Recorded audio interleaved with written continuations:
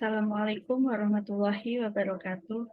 Saya Duratna Effendi, mahasiswa PPG Prajabatan gelombang 1, Rombel 2 NIM 14060222195. Di sini saya akan mempresentasikan refleksi terhadap pengalaman belajar mata kuliah Filosofi Pendidikan Indonesia. Nama mata kuliah Filosofi Pendidikan Indonesia. Review pengalaman belajar. Di semester 1, kami mempelajari 5 topik yang sangat menarik pada mata kuliah Filosofi Pendidikan Indonesia. Topik-topik tersebut berjudul Topik 1, Perjalanan Pendidikan Nasional. Topik 2, Dasar-dasar Pendidikan Ki Hajar Dewantara. Topik 3, Identitas Manusia Indonesia. Topik 4, Pancasila sebagai Fondasi Pendidikan Indonesia. Topik 5, Telaah Praktik Baik Pendidikan yang Memerdekakan. Pada topik 1 tentang perjalanan pendidikan nasional. Sebelum masuk pada topik pembahasan, di sini kami diminta untuk mereview tentang guru. Kami diminta menuliskan apa yang mendasari keinginan diri sendiri untuk menjadi guru. Selanjutnya, kami belajar tentang perjalanan pendidikan di Indonesia pada zaman kolonial, zaman ketika sudah merdeka, hingga pendidikan pada saat ini, yaitu pendidikan abad 21.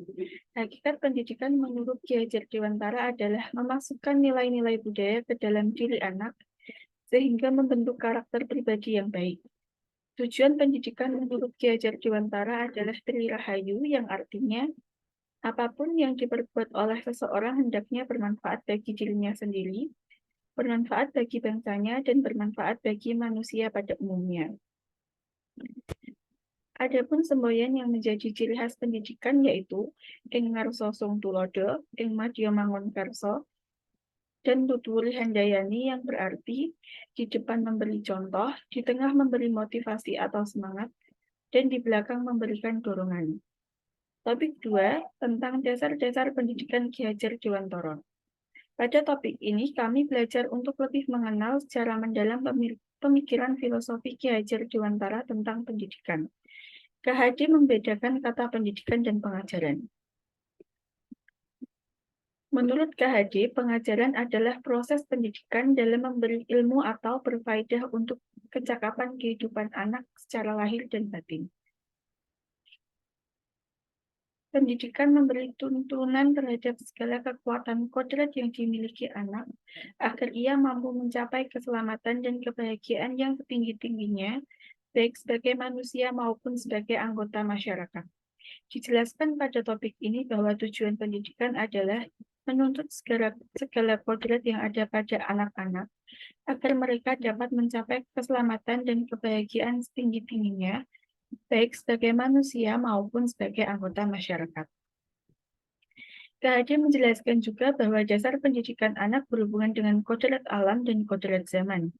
Bila melihat dari kodrat zaman, pendidikan saat ini menekankan pada kemampuan anak untuk memiliki keterampilan abad 21. Sedangkan dalam memaknai kodrat alam, maka konteks lokal sosial budaya peserta didik mengacu pada karakteristik budaya ketimuran yang menjunjung tinggi nilai budi pekerti. Topik 3 tentang identitas manusia Indonesia. Pembahasan identitas manusia Indonesia tidak terlepas dari 3 hal hakiki, yaitu Bhinneka Tunggal Ika, Pancasila, dan religius. Bhinneka Tunggal Ika menjadi kekuatan bangsa Indonesia memaknai keberagaman sosio-kultural dan nilai-nilai luhur yang ada pada setiap daerah. Keragaman merupakan kekayaan masyarakat Indonesia.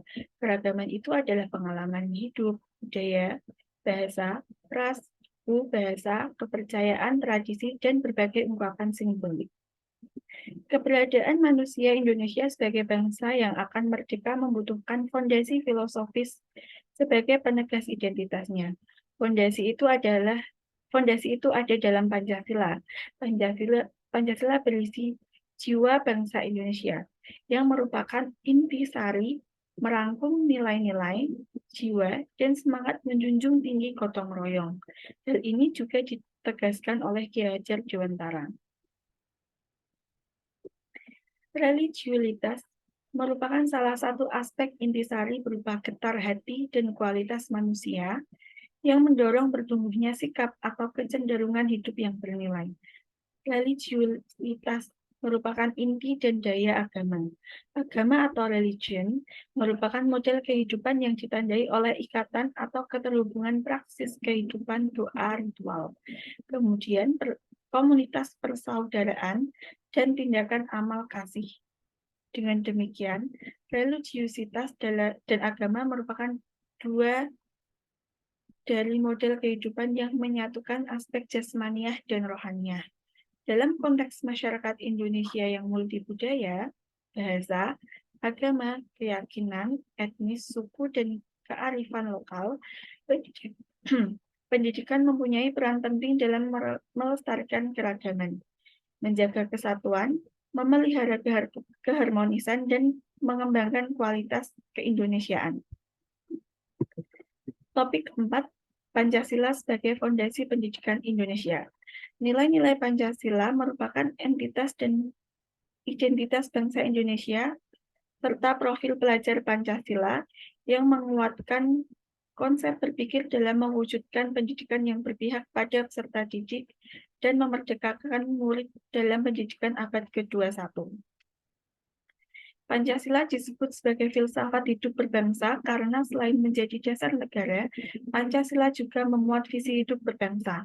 5 sila Pancasila memuat nilai-nilai luhur kehidupan berbangsa yang merupakan satu kesatuan. Pada topik 5 membahas tentang telaah praktik baik pendidikan yang memerdekakan. Pendidikan yang memerdekakan yaitu pendidikan yang berpihak pada siswa. Siswa diberi ruang untuk bebas berekspresi tanpa paksaan, namun tetap dalam tuntunan orang dewasa, baik guru maupun orang tua. Tuntunan ini bertujuan agar siswa tidak salah arah dan tetap dalam arah yang baik. Siswa bebas mengatur dirinya sendiri, bertumbuh, dan berkembang menurut kodratnya, baik lahir maupun batin. Refleksi pengalaman belajar yang dipilih. Yang pertama, mengapa topik-topik tersebut penting dipelajari? Topik-topik dalam mata kuliah Filosofi Pendidikan Indonesia seluruhnya penting untuk dipelajari. Banyak ilmu yang kami dapatkan, khususnya mengenai pendidikan yang menuntun dan sesuai dengan kodrat alam serta kodrat zaman. Kodrat alam berkaitan dengan sifat dan bentuk lingkungan di mana peserta didik berada, sedangkan kodrat zaman berkaitan dengan isi dan irama. Kodrat alam berkaitan dengan kondisi sosial budaya peserta didik di Indonesia. Jika melihat kodrat zaman, pendidikan saat ini menekankan pada kemampuan anak untuk mempunyai keterampilan abad 21.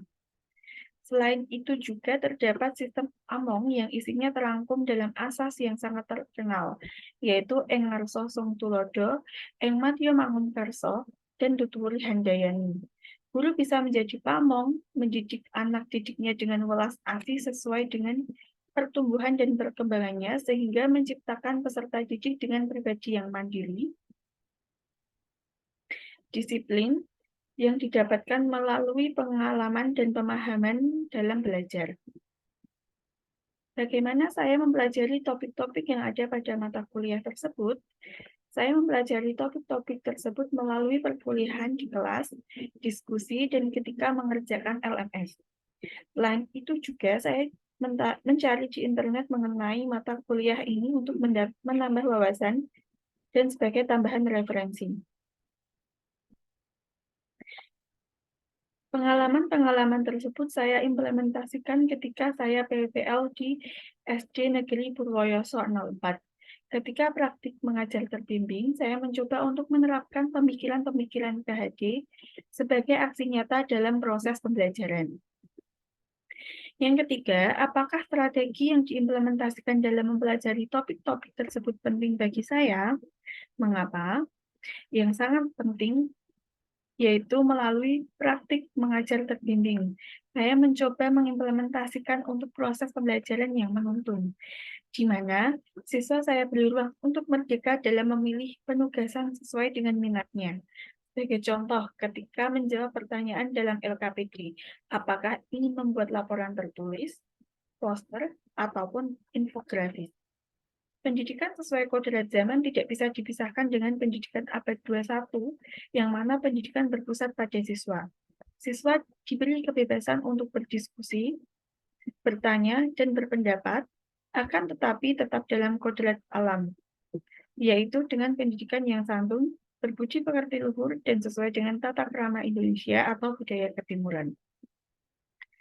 Analisis artefak pembelajaran. Pada topik 1 tentang perjalanan pendidikan nasional. Pada demonstrasi kontekstual membuat infografis tentang perjalanan pendidikan nasional dari perspektif Ki Hajar Dewantara. Pada topik 2, dasar-dasar pendidikan Ki Hajar Dewantara. Kemudian topik 3, identitas manusia.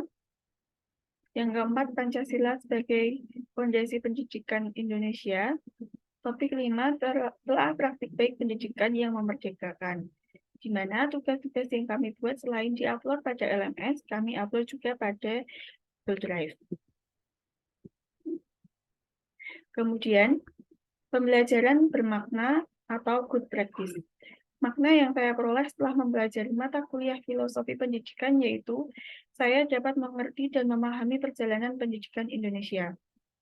Saya juga dapat memahami proses pendidikan Indonesia yang kompleks serta penerapannya dalam kehidupan sehari-hari. Saya dapat mengerti pemikiran Ki Hajar Dewantara dan semoga dapat membawa perubahan yang lebih baik bagi saya maupun bagi peserta didik dalam pengajaran yang baik pada pendidikan dan berlandaskan pada Pancasila. Demikian presentasi dari saya. Apabila ada kekurangan, saya mohon maaf. Wassalamualaikum warahmatullahi wabarakatuh.